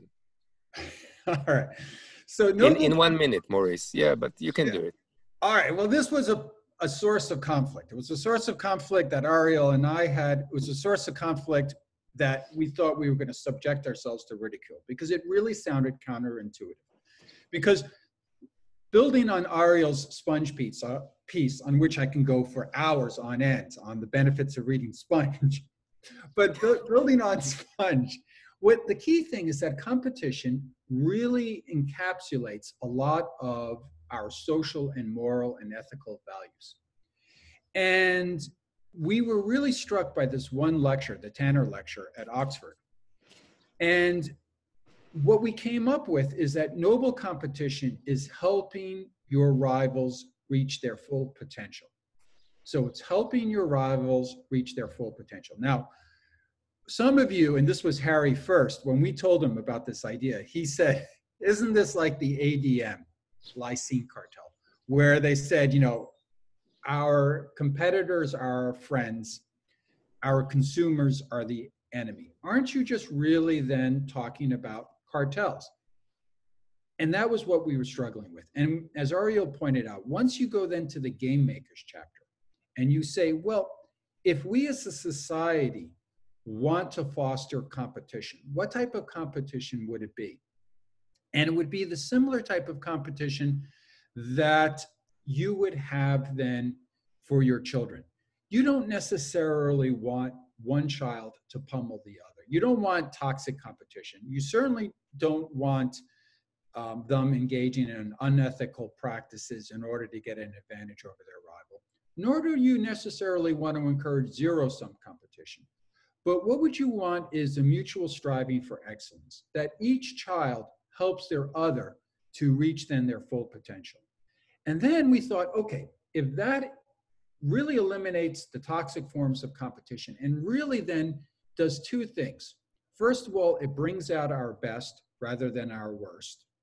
And then second, it enables us to compete in a way that benefits us collectively as a society. So we then realized, well, how would we then effectuate that? And we found that everyone has a role to play. And first, the state has a role to play. And they can have two overarching things that we explore in the book. First is to set up guardrails to prevent competition from turning toxic. And then second is to recognize what competition cannot provide.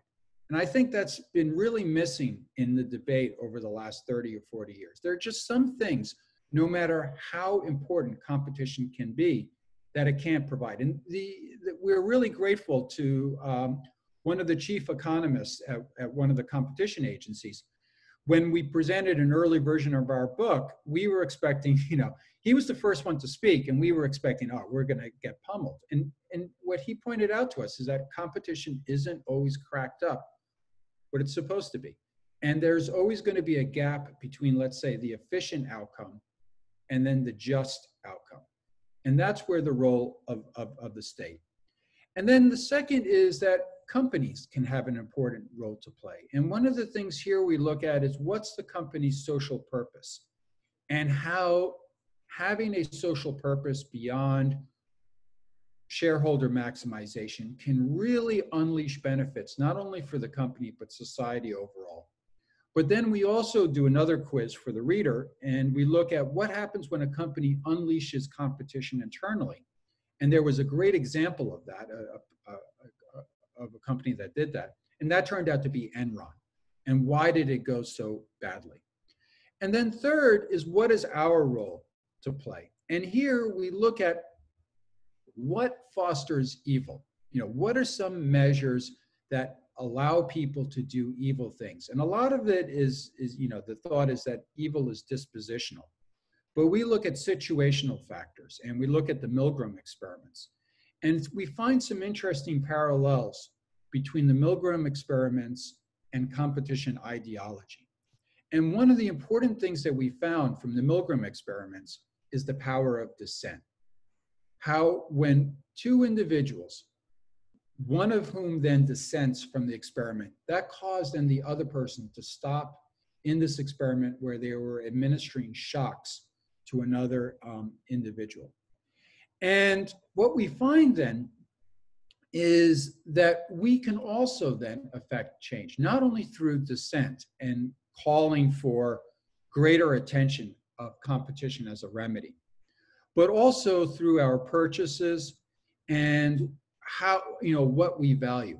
So the importance that I hope for all of us is that when we teach our students in the fall, that we then recognize that competition isn't necessarily the panacea that it's made out to be, that it can often be effective, but it can often be quite destructive. And we need, as competition scholars, to point that out to students, and then also to recognize that we have a role to play to prevent the toxic forms of competition that can be used at our expense. And a nice example of both toxic and noble competition is from the recent pandemic, that some of the themes that we had explored in our book came out to the fore, and Ariel can touch on a couple of them. Or is it okay if we'll get 30 more seconds? Yeah. So the idea with COVID-19, it's obviously, it's a a significant shock to the system and of course to the economy and society. But if you look at competition, there are some examples that are really striking. So if you look at the beginning on competition between states in the US for ventilators, that's a really good example of a race to the bottom or toxic competition. And Como said when he was trying to get to New York to buy as many ventilators as possible, he said that it was like the Wild West. He made an offer for a ventilator. Immediately another state made a higher offer. He made a higher offer. And this is a nice example of what happens when the government, in this case, the federal government, just fails to take action. Where you just assume, well, let the market powers just run their course. The dynamic will save us. And that's a very good example that just sometimes the government has to intervene. Personally, not necessarily always put your trust in the market. I would go as far, but just the understanding that if you let the market forces always run their course, it will not necessarily be the optimal outcome. The other thing that you can see is, for example, there was a project for vaccination in the US that could have been extremely relevant to COVID-19. And at some point, the government removed their support to the project. And they said, let the market decide if this is important enough. And of course, all work on the project stopped. And again, it just shows if there are some values that we as a society, if we want them, if we want to promote them, that means that maybe in those instances, we need to take an action that is driven by something else, not by the assumption that the market will deliver.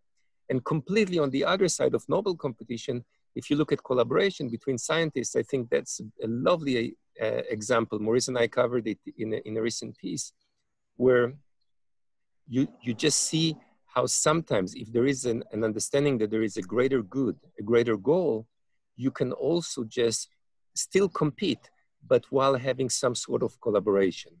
So again, it just gives us an idea of how the story of competition overdose is something that you can see almost everywhere around you. Any market that you look at, you can get a sense of whether it overdoses, whether it's toxic, race to the bottom, race to the top, and so forth. I think we'll stop with that. Thank you.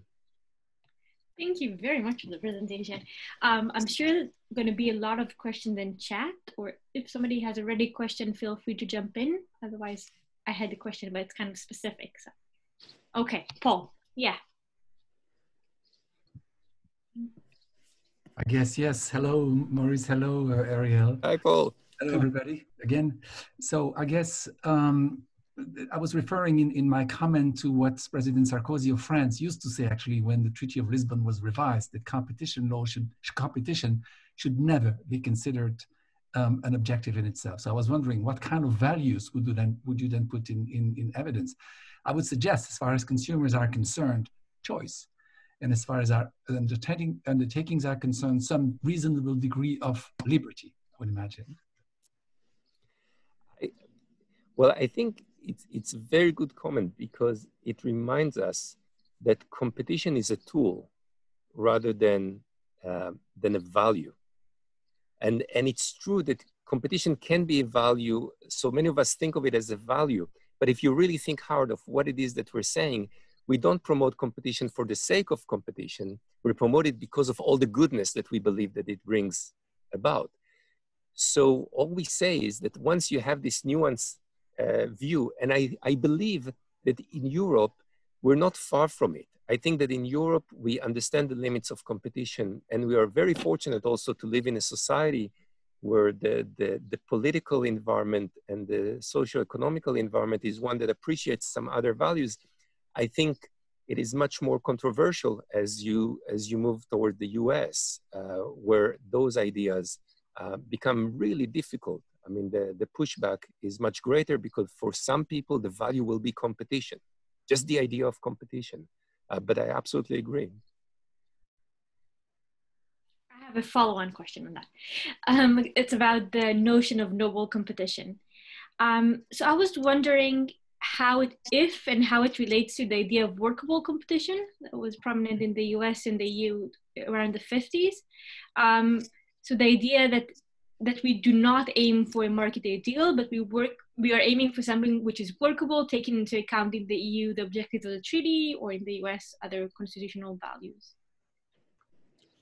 Sure. I mean, I think that the two overarching themes on any form of competition should be, number one, does competition actually serve us rather than our serving competition? And I think Paul touched on that as well, that it's not an end to itself. It's more of a means to achieve some greater end. And presumably it should increase overall well-being.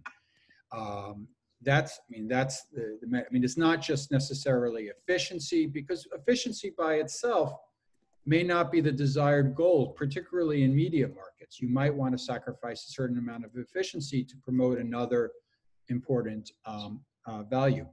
And then the second then is that competition should bring out our best rather than our worst.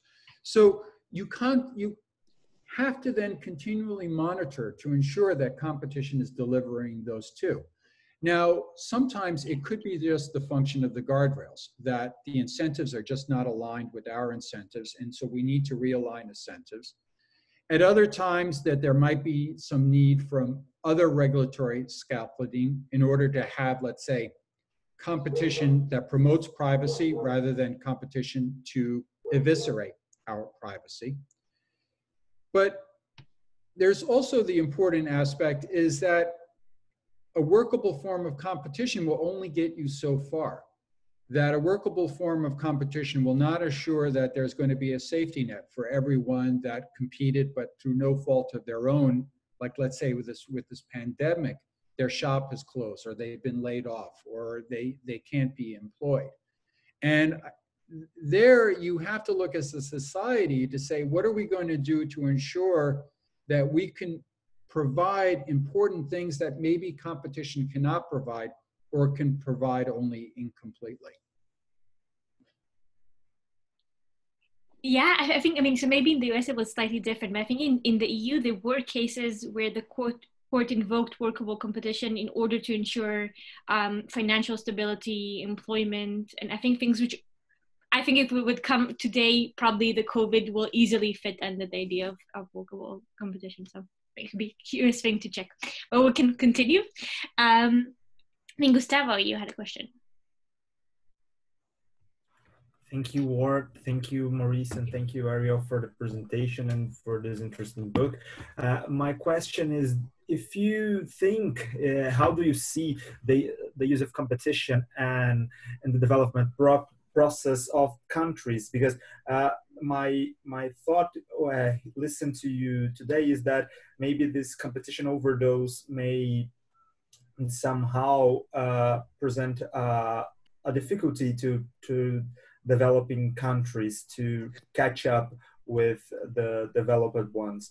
So how do you see this issue? Do you think that competition may be a bad thing for developing countries? I think, well, no, the answer is no, but what the answer is, and this relates to work about implanting laws, and Michal did quite a lot of work on that, and others as well. The understanding that what is a good medicine for one person is not to another. So if I tell you a story that I took a certain antibiotic and it really healed me, you know that it doesn't necessarily mean that you need to ingest now a whole box of whatever I took and this will save you. And somehow in the world of exporting competition ideals, some nations forgot and some nations just have the interest in pretending that this is not the case and trying to sell you some sort of medicine that promotes their interest under the disguise that this is a universal truth. And what you see is that some markets will work well when competition is the driving force, and some markets will not. You know that also within competition. In some markets, there will be a transfer of wealth that one will welcome and someone else will not. So that's just the reality. The reality is that whereas the principles of competition in abstract are something that I think all of us subscribe to, in reality, once it comes to the intensity of enforcement, the choice of cases. Every jurisdiction might have different ideas and different interests. And my argument would be that this is legitimate because many of the jurisdictions that are very strongly promoting a certain ideal of competition are promoting it because that's the ideal that works for them in a given moment. And if you look back 15 years, 20 years, they promoted something slightly different. So if you're very honest about it, it just means that competition has many flavors and not all of us, I guess, will go for the same flavor at a given time.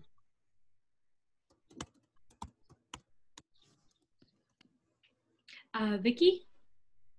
Right. Hi, Ariel. Hi, Maurice. So my question was, what practical implications could your framework of noble competition have in like a particular case? Maybe thinking of something in a digital platform, or is it more at a conceptual stage at this point? Well, we try in the book to offer, I mean, first off, what we say is just like competition is not a silver bullet or not the type of medicine that should be administered for every ailment. Each overdose presents its own problems, and each one then presents a different sort of remedies to address them. And so for each one, we go and we identify for policymakers some of the questions that they need to ask. And we also provide some specifics. So for one example, behavioral exploitation, here what we're showing is how companies are competing in ways to take advantage of biases and heuristics. And it's actually costlier for a company to inform users rather than inform users to try to help them rather than just trying to take advantage of them. And we point to like drip pricing, and we show how that's measured. But then we talk about taking a step back further about how the Consumer Financial Protection Bureau in the United States, their power was increased not only to go for unfair and deceptive acts, but also abusive, exploitative behavior. And then that should be, for consumer protection, an important aspect. And then we also touch upon the privacy mechanisms in dealing with the dataopolies, the game makers who create the online ecosystem.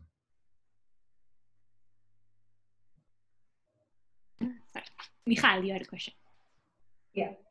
I have to read the book, definitely. It sounds so interesting. My question has to do with the difference that you made between, there was a zero-sum competition motivated by self-interest, and then you had the positive-sum competition, which is driven by ethical concerns. And my question is, can't you have positive-sum competition by self-interest and have zero-sum competition driven by ethical concern? So how do you connect these two? Yeah. So what we point out is in the behavioral literature, it doesn't, there's very little actually to support the assumption that a market composed of greedy, self-interested individuals actually outperforms markets where people are other regarding. And we actually have several experiments where they show, they actually did these interesting experiments on the groups. And they found that those groups that had more other regarding individuals, and basically they'll trust others if they're not burned in return, that they actually do much better. And it makes sense. I mean, where did we get this notion that, it was, other than like from Frank Easterbrook and a few others, that competition is all about wounding the competitors and these underhanded methods to reduce them. That doesn't create then the new products. That doesn't then lift our eyes to see what are some of the needs that aren't addressed and how can we go after that. So once you start looking at the business literature, and not only just like conscious capitalism, but even like Michael Porter's shared value, would you start realizing that there's this great, opportunity. And this opportunity comes, first of all, in a marketplace that depends on trust, and also that has this ethical component. So you don't necessarily have to spend all of the cost in writing contracts to think about every way that your potential business partner could potentially harm you. Thank you. Simonetta. Thank you so much for the presentation. I enjoyed reading the book. My question would be in trying to operationalize the concept of noble competition. For instance, market investigation, finding out that the lasagna producers market has quite a lot of market failures, and perhaps then using those tools like consumer protection to make a competition work also in the market for lasagna producers. Could it be a way to make to have more noble competition? Well, I think it will be a way to make the competition work. Whether it will be noble or not, I personally view noble more as an ideal rather than something that you can in a given moment say it's noble, because noble is more about the whole package of the social positioning of how the competitive process works. But if you think about the lasagna makers, what you see is that you have a toxic competition, you have a race to the bottom. You have competition where because you cheated and you were able to use horse meat, then I cannot stay on the market without cheating. So I have no choice but also to integrate horse meat into my beef offering in order to stay on the market. As I do that, others have to do that as well. So what you see is that because the competitive process failed, it is just one leading to another.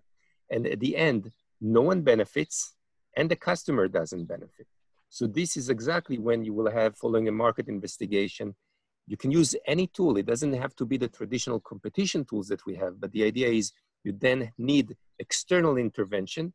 In many cases, this will be the state. Although I have to say, following the horse meat scandal, Marks and Spencer, Waitrose, some of the key supermarkets here in the UK took a decision to lead the work on this aspect, and they didn't trust the government, to be honest. And what they decided is that if you buy beef, they should be able to tell you exactly the name of the cow, the number of the cow that is in your package.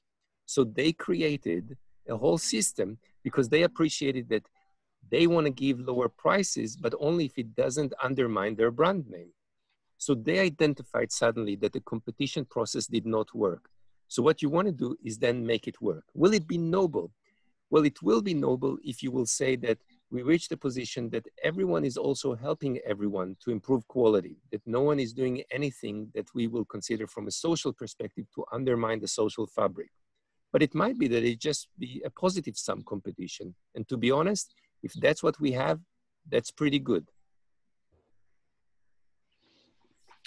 Thank you very much. I think we can close the session here. Thank you very much for Ariel and Maurice and for all of the speakers and for all of the attendants for the vigorous debate in the chat. In less than 11 hours, the next session starts. The next section 3 about, I have it here, digital markets and, no, sorry, that was institution and remedies at 9 o'clock Central European time. Thank you all. Bye. All right, thank you. Thank you, everyone. Cheers. Absolutely. Summertime, absolutely. Central European summertime. 11 hours, that's the best from now. Bye, everyone.